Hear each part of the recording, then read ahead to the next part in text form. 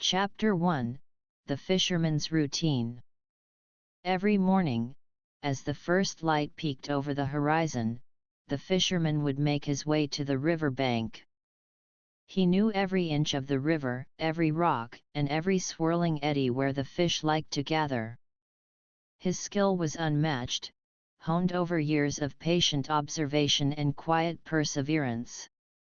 With practiced hands, he would cast his net, its mesh glistening in the early light as it arced gracefully through the air. He knew just where to place it to catch the most fish, anticipating their movements with uncanny accuracy. As the day wore on, he would patiently tend to his nets, repairing any tears and adjusting their position to maximize his catch. He would sometimes sit back, gazing out over the river with a contented smile, knowing that he was the master of this domain, the ruler of the river's bounty. His skill was not just in catching fish, but also in understanding the rhythms of the river and its inhabitants. He knew when the fish would be most active, and when they would be resting. He knew which bait to use and how to tempt even the most cautious fish out of their hiding places. To the casual observer, it might seem like a simple task, throwing a net into the water and waiting for a fish to swim into it. But to the fisherman, it was an art form, a dance between man and nature, a delicate balance of skill and patience. And so, day after day, the fisherman would return to the river bank, his net in hand, ready to once again test his skill against the elusive fish that called the river home. Chapter 2 The Hot Days Challenge. As the sun rose higher in the sky, the air grew thick and heavy with heat. The once lively river now seemed sluggish, its surface shimmering in the midday sun. The fisherman wiped the sweat from his brow and cast his net with a practiced hand, but today, the river seemed eerily quiet. Hours passed, and the fisherman's net remained empty. He tried different spots along the river bank, hoping to find a school of fish, but each throw of the net came up empty. The fish, it seemed, were not biting. Frustration gnawed at the fisherman's patience as the sun beat down relentlessly. He could feel the sweat trickling down his back, the heat sapping his energy. But still, he persevered, determined to make a catch despite the odds. As the day wore on, the fisherman's movements became slower, more deliberate. Each throw of the net was accompanied by a silent plea to the river gods, a desperate hope that today would not be a wasted effort. Finally, as the sun began its descent toward the horizon, the fisherman made one last throw of the net. He closed his eyes, willing the river to yield its treasures. When he opened them again, he saw that his net had caught only one small fish. Disappointment washed over him, but he knew that this small fish was better than nothing. He had worked hard for it, and he would not give up so easily. So, with a sigh, he gathered up his net and the small fish and began the long walk home, the setting sun casting long shadows behind him. Chapter 3 The Lone Catch. As the fisherman trudged wearily along the river bank, the small fish wriggled in the bottom of his net, its silver scales flashing in the fading light. The fisherman paused for a moment, considering the small creature in his hands. "I suppose you'll have to do," he muttered to himself, knowing that a single fish would not make for a satisfying meal. But it was better than nothing, and he was not one to waste his efforts. With a resigned sigh, the fisherman made his way back to his small fishing hut. He built a fire and prepared the fish, seasoning it with the meager herbs he had gathered earlier in the day. As he ate, he reflected on the day's events, wondering why the fish had been so elusive. The small fish lay on the plate before him, its flesh tender and flavorful despite its size. As he ate, the fisherman felt a pang of guilt.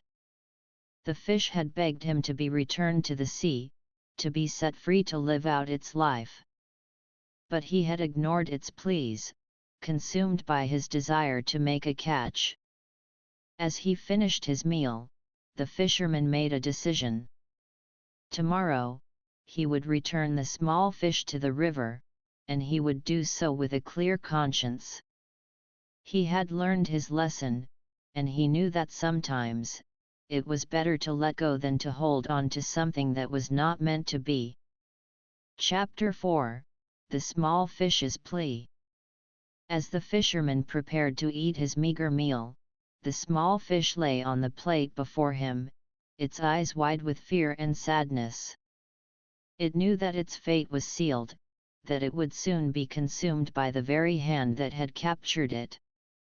"Please," the small fish said, its voice barely a whisper. "I am too small to be of any use to you. Let me go, and I will return to the sea where I belong.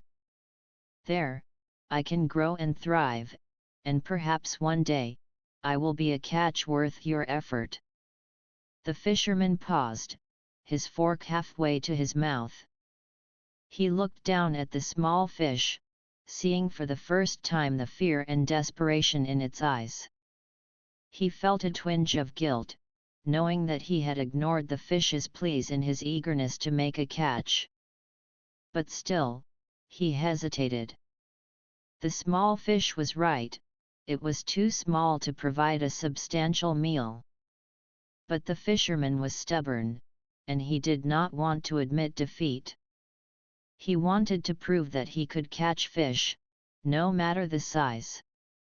"I'm sorry," the fisherman said, his voice heavy with regret. "I cannot let you go. I have worked hard for this catch, and I cannot give it up now. You will have to be enough for me, at least for today." With that, the fisherman picked up his fork and began to eat, ignoring the small fish's pleas for mercy. He knew that he would regret his decision later, but for now, he was determined to enjoy the fruits of his labor, no matter how small they may be. Chapter 5: The Fisherman's Reluctance. The fisherman's meal was meager, and the small fish did little to satisfy his hunger. As he ate, he couldn't shake the feeling of guilt that gnawed at him. The fish's plea echoed in his mind, but he pushed it aside, telling himself that he had earned this catch and could not afford to let it go. Yet, as the night wore on and the fire flickered low, doubts crept into his mind. What if the small fish had been right? What if he had let go of his only catch for the day? The thought filled him with unease, and he tossed and turned on his rough cot, unable to find peace. The first light of dawn found the fisherman standing once again on the river bank, his net in hand. He cast it into the water, but this time, his heart wasn't in it. He couldn't shake the feeling that today would be another fruitless day, that the river had turned against him. Hours passed, and still, his net remained empty. The sun climbed higher in the sky, casting harsh shadows on the river bank. The fisherman's stomach growled with hunger, but he ignored it, his thoughts consumed by the small fish he had eaten the night before. Finally, as the sun reached its zenith, the fisherman made a decision. He would return the small fish to the river, not out of guilt or remorse, but out of a newfound respect for the creatures he hunted. He knew now that the river was not his to conquer, but a place of balance and harmony that he was privileged to be a part of. With a sigh of relief, the fisherman released the small fish back into the water. It darted away, disappearing into the depths of the river. The fisherman watched it go, feeling a weight lift from his shoulders. He knew now that he didn't need to catch every fish in the river to be a successful fisherman. Sometimes, the greatest success came from knowing when to let go. Chapter 6: The Fisherman's Decision. As the fisherman stood on the river bank, the small fish wriggling in his hands, he felt a pang of guilt. The fish's plea echoed in his mind, and he knew that he could not in good conscience keep the small creature. With a sigh, he made his decision. "I cannot keep you," he said to the small fish, his voice heavy with regret. "You were right, you are too small to be of any use to me. Go, return to the sea where you belong, and grow into a fish worthy of a fisherman's net."